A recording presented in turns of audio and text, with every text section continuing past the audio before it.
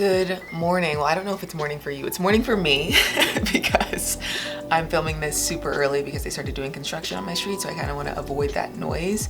But I hope you're having a beautiful day wherever you are in the world, whatever time it is in the world, and thank you so much for taking the time to press play on today's video. I hope that December has been good to you so far, that you are surrounded by love and that you're feeling good. I cannot believe I'm filming this on the 10th, so we're almost, or what day is it? The 11th, so we're almost halfway through the month. It is flying by, but I hope it's flying by in a positive way for you. I've wanted to make this video for a while now, and I think now that I'm a little over 3 months of living in Mexico, I've lived in a couple different places, I have better advice now than I would have had a month ago, so it feels like the appropriate time to just share what I think Americans should know before making a transition like this. Obviously, I'm not an expert. I haven't lived in every single part of Mexico. These are just things that I think are important for Americans to know based on the experiences that I've had so far. So the first thing that I think anyone should know, but specifically Americans should know before moving to Mexico, I think this is something that we struggle with a lot when we travel, and I've said this in other videos, is that it is not the responsibility of the Mexican people to learn English. It is your responsibility to try and learn Spanish. Listen, my Spanish is far from perfect. I have so much more learning to do, but I think the mindset in the US is that, like I said in my previous video, we're like the center of the universe and that everyone should know English, and that's not the case. We really need to unlearn that way of thinking. So when you come to Mexico, the first language is Spanish, which means you need to make an effort to learn Spanish, and it's okay if you're still learning and you don't come here fluent. But if that's the case, you need to ask when you're interacting with people, hablas inglés, ask them if they speak English. Don't just start speaking to them in English like they should know it, because they don't have to, honestly. And a lot of people speak incredible English, but it's not their responsibility to know your native language. Y'all know there are so many language learning apps. Download Google Translate before you get here so that if you are having some difficulty communicating what you're trying to say, that you can look it up, that you don't put the responsibility on them to figure out what you're saying. My next piece of advice would be, if you're moving to a part of Mexico with a more humid climate, I started in Playa del Carmen, I just spent some time in Puerto Escondido, you need to protect your electronics. I cannot stress this enough. My computer stopped working 3 times after 2 of the hurricanes, and then even during my short time in Puerto Escondido, my computer completely stopped working. And granted, during those times, Puerto, I didn't have AC, and then when I was experiencing the hurricanes, my power went out, so I didn't have AC. But if I did not know about this product, I would have thought my computer was dead. Now, not everyone from the States has had this experience.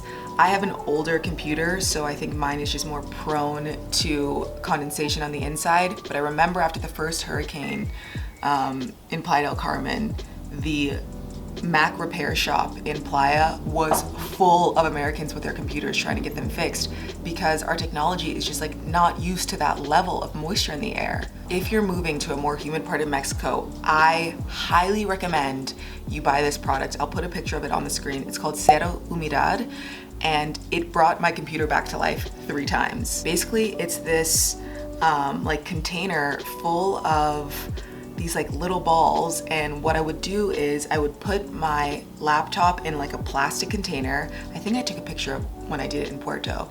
I'd put my laptop in a plastic container, and then I would put like 3 of the Cero Humedad things in there. They cost like $1 each, close the lid, and they suck the moisture out of the air and out of your electronics, and the next day my computer would be working.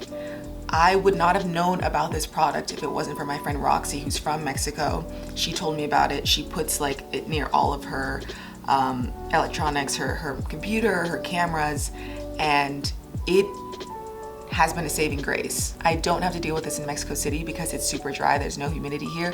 But if you're planning to go to anywhere in the Yucatan Peninsula or Puerto Escondido or anywhere where there's a lot of humidity, you need to be proactive about protecting your electronics, especially if you're a digital nomad or you're just doing any work that requires your laptop or a camera.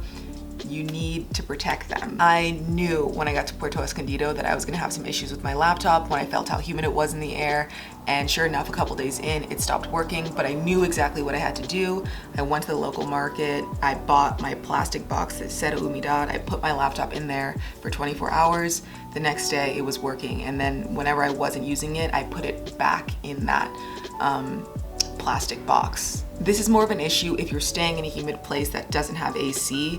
I didn't really have to deal with this until the hurricane started and the power went out.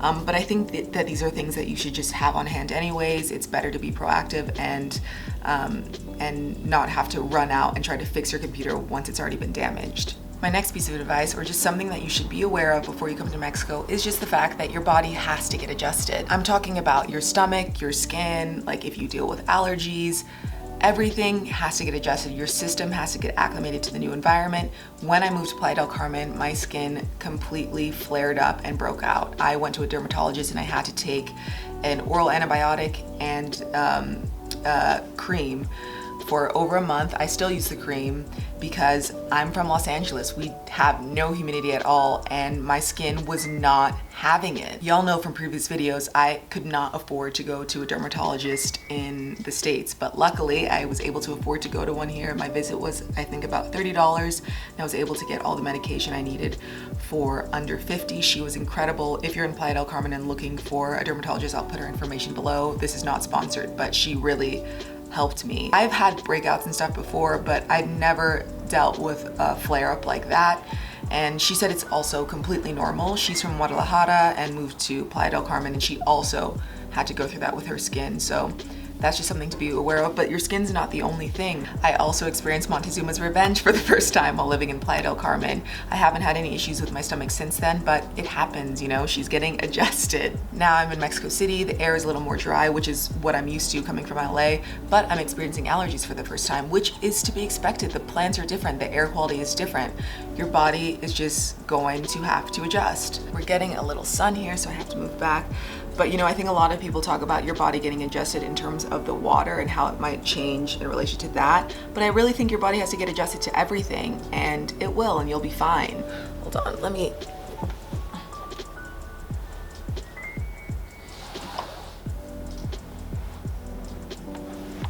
Is this better? Okay.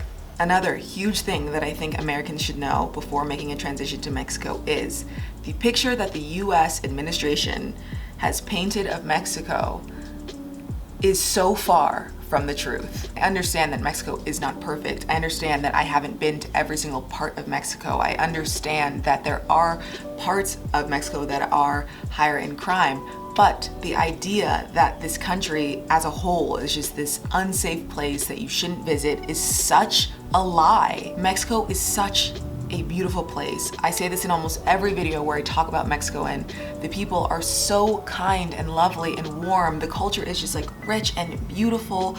The country itself is beautiful. The food is incredible. The idea that there are so many people that will probably never come here because of y'all's former president, because he was never mine, y'all's former president.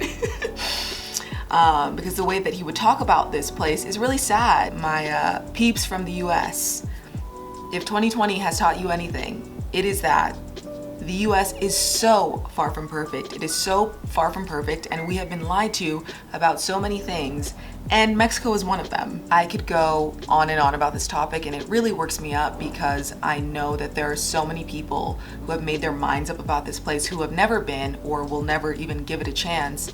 And it's unfortunate. If and when you come here, I think you will realize the narrative that's being pushed in the US about Mexico is a lie. Now, the last point before the construction ruins this video, and this is for my plant-based peeps or anyone who's aspiring to be plant-based. If you're vegan, vegetarian, plant-based, whatever you want to call it, it has been so incredibly easy for me to be vegan while I'm in Mexico. I've spent time in Playa, Tulum, Puerto Escondido, Mexico City. Before this like big move, I was in Cabo and Cancun and have never had any issues with eating plant-based. In the neighborhood that I live in now, I kid you not, there is a health food shop on every block surrounding my place. I have had zero issues finding like the specialty items I need in markets. I've also had no issues when eating out. If you want me to make a video about like the stores that I shop at and some of the restaurants that I eat at to remain plant-based, let me know in the comments below. But I just wanted to make it very clear that being plant-based in Mexico has not been a problem for me at all. And also, this is kind of shocking to say coming from LA, which is like vegano central. I have more like plant-based markets and options in walking distance from where I am now in Mexico than I did in LA. So not only will I say has it been incredibly easy to maintain a plant-based lifestyle while living here, but I also think it's a great place to try being plant-based. As you can hear probably in the background, the construction has started on my street, so I need to wrap this up. Thank you again for taking the time to press play on today's video. I hope that this was helpful if you're considering making a transition to Mexico next year. If you're also an expat living in Mexico, or if you've spent some time in Mexico before and you have some tips, please leave them in the comments below. I hope that you have a wonderful rest of your day. Thank you again for taking the time to press play on today's video. Thank you for showing up for me. Thank you for being patient with me. And as always, thank you for being here.